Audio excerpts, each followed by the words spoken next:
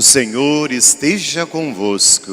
Ele está no meio de nós. É a proclamação da boa notícia de Jesus Cristo, segundo João. Glória a vós, Senhor. Estava próxima a Páscoa dos judeus e Jesus subiu a Jerusalém. No templo, encontrou os vendedores de bois, ovelhas e pombas e os cambistas que estavam aí sentados. Fez então um chicote de cordas e expulsou todos do templo, junto com as ovelhas e os bois. Espalhou as moedas e derrubou as mesas dos cambistas. E disse aos que vendiam pombas: tirai isso daqui, não façais da casa do meu pai uma casa de comércio. Seus discípulos lembraram-se mais tarde que a Escritura diz: o zelo por tua casa me consumirá. Então, os judeus perguntaram a Jesus: que sinal nos mostras para agir assim? Ele respondeu: destruí este templo e em 3 dias eu o levantarei. Os judeus disseram: 46 anos foram precisos para a construção deste santuário e tu o levantarás em 3 dias? Mas Jesus estava falando do templo do seu corpo. Quando Jesus ressuscitou, os discípulos lembraram-se do que ele tinha dito e acreditaram na Escritura e na palavra dele. Jesus estava em Jerusalém durante a festa da Páscoa. Vendo os sinais que realizava, muitos creram no seu nome. Mas Jesus não lhes dava crédito, pois ele conhecia todos e não precisava do testemunho de ninguém acerca do ser humano, porque ele conhecia o homem por dentro. Para os nossos aplausos, a palavra da salvação. Glória a vós, Senhor. Eu confio em nosso Senhor, com fé, esperança e amor. Eu confio em nosso Senhor. Podemos sentar? Com fé, esperança e amor. Queridos irmãos e irmãs presentes aqui na Igreja da Glória nessa manhã do 3º domingo da Quaresma, irmãos e irmãs que nos acompanham pelas redes sociais da paróquia, que bom estarmos juntos nesse tempo tão bonito, tão profundo da vida litúrgica da igreja, para celebrarmos a Eucaristia. Ainda mais nesse tempo tão difícil de pandemia do coronavírus, em que nós estamos vivendo, quando quase todo o Brasil tem suas UTIs lotadas, quando durante a semana perdemos 10.000 pessoas, quando cerca de 260.000 irmãos e irmãs nossos já morreram, e quando infelizmente ainda muitos outros irmãos e irmãs nossas não têm a consciência necessária e ainda se aglomeram e ainda fazem festas clandestinas e ainda insistem em burlar as normas, atingindo assim todo o tecido social. A Quaresma vem devolver a cada um de nós a consciência muito importante de uma purificação interior, de um processo de conversão.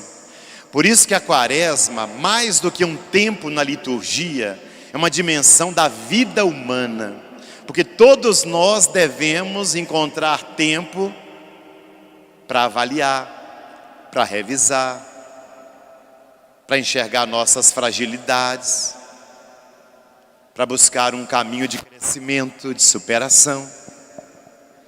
Isso deve ser algo normal entre nós, ainda mais para quem tem fé, que nunca deve se acomodar aos seus defeitos, que nunca deve se acomodar às suas falhas. As leituras desse terceiro domingo da Quaresma chamam a nossa atenção para essa purificação interior e exterior, ou seja, da nossa vida e da realidade que nos cerca. A primeira leitura é do livro do Êxodo, que é o segundo livro da Bíblia. Êxodo quer dizer passagem, travessia, e nos revela a travessia do povo no Mar Vermelho, os 40 anos no deserto, a chegada à terra prometida. O texto de hoje, que está no capítulo 20, eis que Deus entrega para o povo, através de Moisés, os 10 mandamentos, as tábuas da lei. 10 mandamentos que todos nós aprendemos na catequese infantil e que, mais do que normas impositivas, são orientações para a vida com Deus, são orientações para a nossa vida de fé. E se você prestou bem atenção na leitura que foi proclamada, e depois você pode voltar a ela para conferir, nós podemos separar esse texto em 2 partes. A primeira parte, mandamentos relacionados à relação com Deus. Na segunda parte, a relação com as pessoas, irmãos e irmãs. Na relação com Deus, eu sou o Senhor teu Deus, que te tirou do Egito. Não terás outros deuses, não pronunciarás o nome do Senhor em vão. Lembra-te de santificar o sábado. Todas essas normas são relacionadas à nossa vida com Deus. E querem colocar Deus como centro da nossa vida. Ou seja, Deus deve ser a referência fundamental da nossa vida, da vida do povo. De forma que a nossa vida e salvação devem se encontrar nele. De forma que não deve haver lugar para outros deuses, ídolos. De forma que nós não devemos pronunciar o nome de Deus em vão, brincar com aquilo que é sagrado. De forma que nós devemos adorar somente a Deus. Esses primeiros mandamentos são muito válidos também para o nosso tempo, em que tantos ídolos nos são apresentados e querem tomar o lugar de Deus em nossa vida. O ídolo dinheiro, o ídolo sexo, o ídolo vaidade, o ídolo status, o ídolo beleza, o ídolo títulos sociais.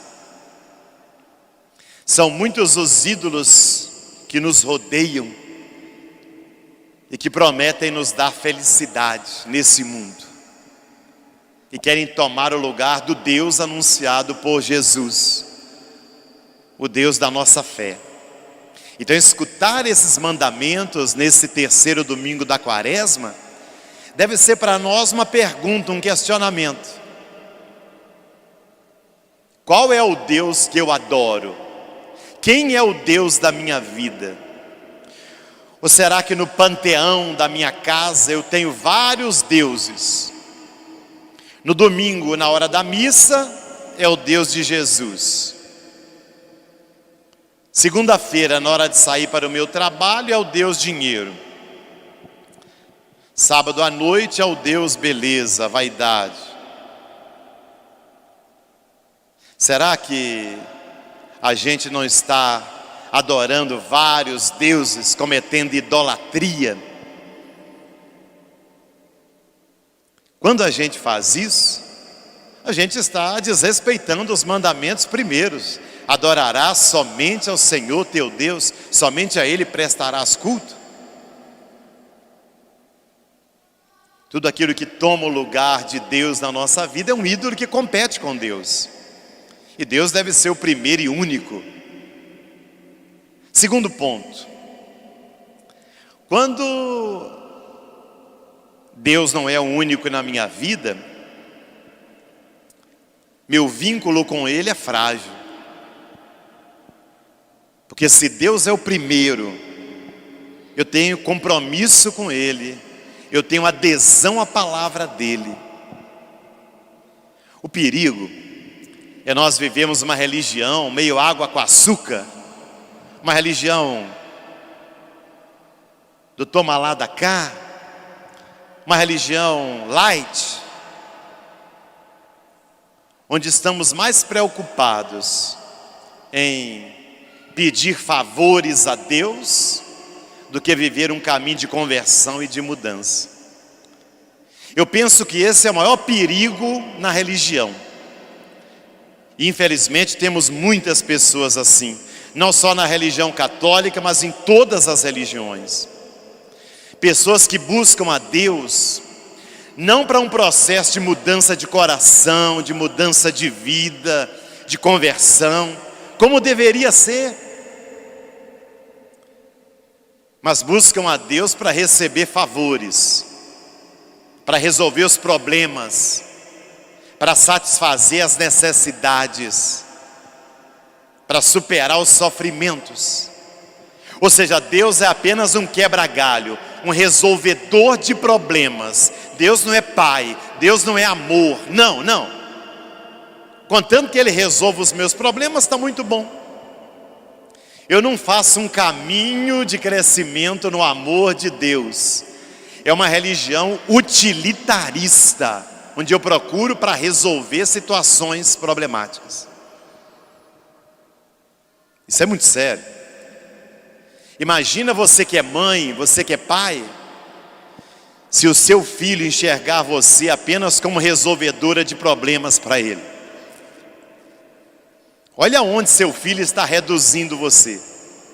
Bom, entre parênteses, muitos filhos e filhas fazem isso com seus pais e mães, mas não deveria ser esse o caminho da educação. Fecha aspas. Mas imagina se um filho ou uma filha fizesse de você pai ou mãe apenas o resolvedor dos problemas financeiros, outras coisas, mas não estabelecesse com você uma relação de amor, de carinho, de afeto, de ternura. Está vendo? Você se sente instrumentalizado, coisificado. Não é amor, é comércio, é interesse. Esse é o perigo da gente transformar a religião. A segunda parte da primeira leitura são mandamentos que falem da nossa relação com os outros. Olha, honra teu pai e tua mãe, não matarás, não cometerás adultério, não furtarás, não levantarás falso testemunho, não cobiçarás as coisas alheias, não cobiçarás a mulher, o homem do teu próximo.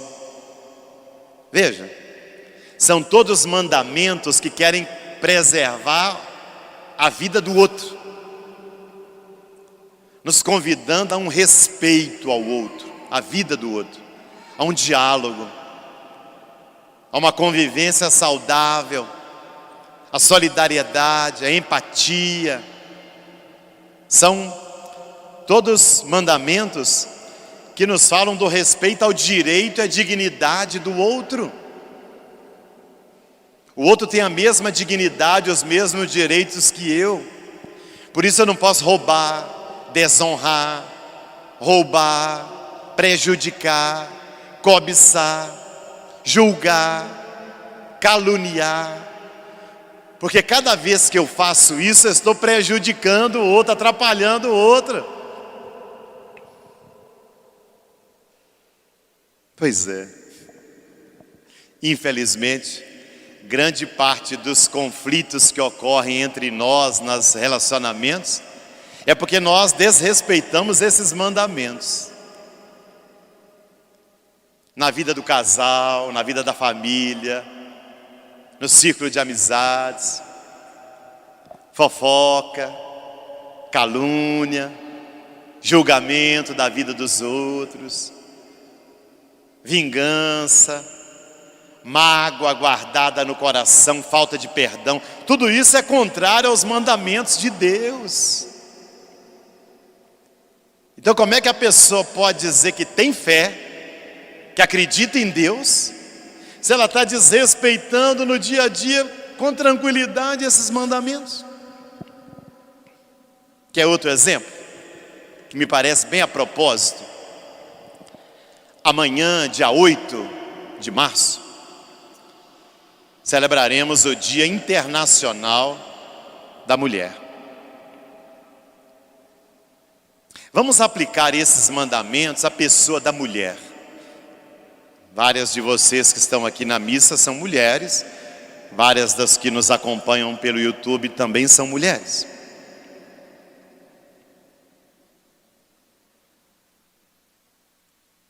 Uma data como essa, mais do que festejar, dar presentes, bombons, flores,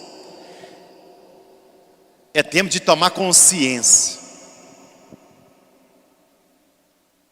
Nós todos fomos formados culturalmente num machismo muito forte.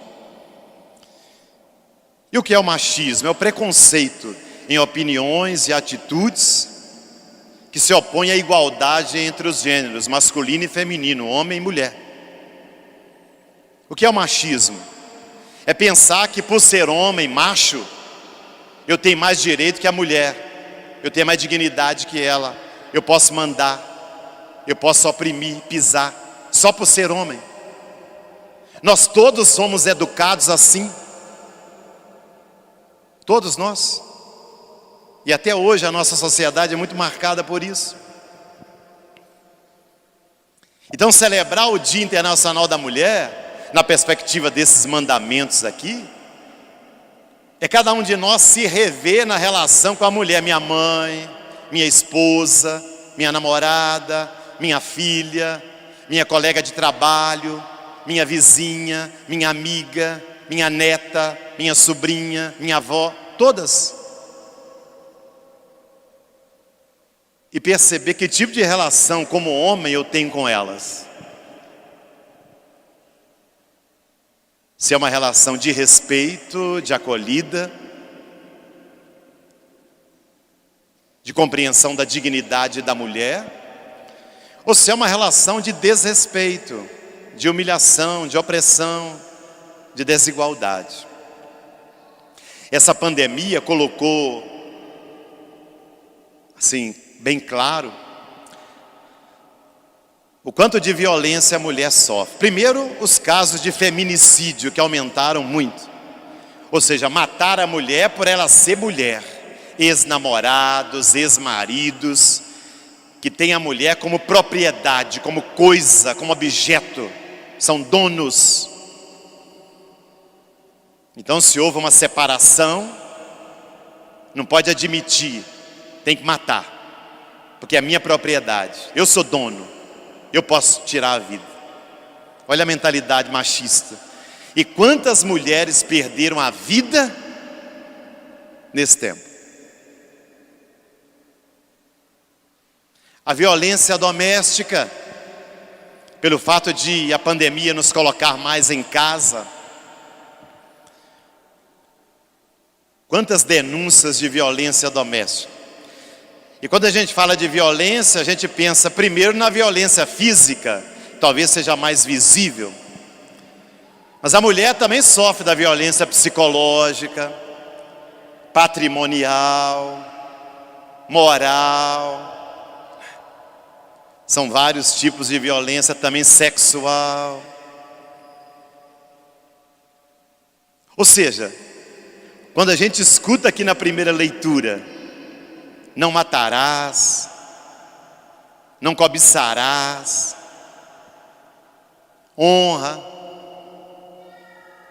devem nos devolver a consciência de respeitar cada pessoa na sua dignidade. Até a igreja muitas vezes colaborou com esse machismo. Hoje, graças a Deus, a própria igreja tem uma outra visão, um outro olhar sobre a mulher. Mas quantas igrejas ainda colocam o homem como a cabeça da família? O homem é a cabeça do casal. Não. Se homem e mulher são casados, os dois são cabeça, não é o homem sozinho, não. Ainda mais que a gente diz que quando se casa, homem e mulher são uma só carne.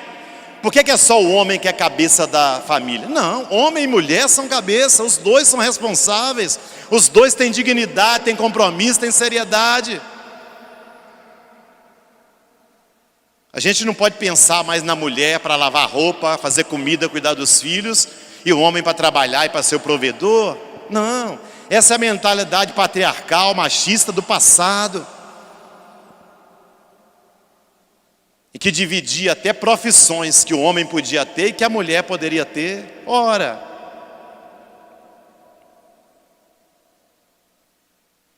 isso tudo para nos ajudar a entender como é importante abrir a nossa cabeça, abrir a nossa mentalidade, para respeitar a vida do outro, o direito do outro. Ninguém tem direito de pisar na vida de ninguém. Mulher não nasceu para ser objeto sexual, para ser explorada. E no Brasil, mulher ganha menos do que homem. Os salários dizem desse preconceito, por exemplo. Então, que seja um tempo de reflexão e de avaliação social. O Evangelho nos coloca Jesus em Jerusalém, que era a capital. Jerusalém tinha o templo, que foi planejado por Davi, construído por Salomão. E demorou mais de 46 anos para ser construído, um grande templo. Todo judeu deveria ir ao templo de Jerusalém pelo menos uma vez por ano, para celebrar a Páscoa. Jerusalém naquele tempo tinha cerca de 55 mil habitantes. Na época da Páscoa chegava a 125 mil habitantes ou mais. Para a gente perceber, o número de peregrinos dobrava a população. E aqui vem a questão para a gente entender o Evangelho. Porque é que Jesus, chegando ao templo, à igreja, ao ver ali aqueles vendilhões, aqueles que vendiam animais, os cambistas que trocavam as moedas, por que é que Jesus pegou um chicote de cordas e expulsou todos do templo? Será que Jesus estava meio nervoso? Não tomou o seu Lexotan pela manhã e ficou um pouco nervosinho? Será que é isso? Será que é um chilique de frescura de Jesus? Não.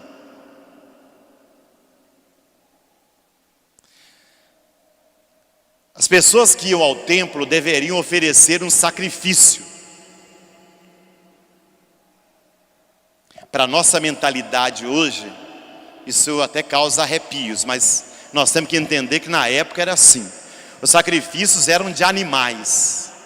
Os mais pobres sacrificavam pombos.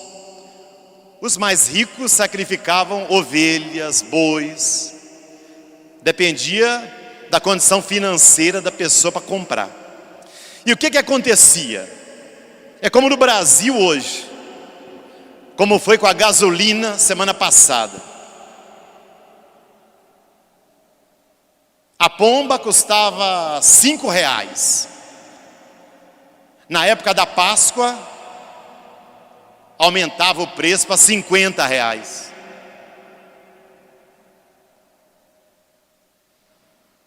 Uma ovelha custava X. Na época da Páscoa, ela ia para 3X, ou seja, triplicava o preço.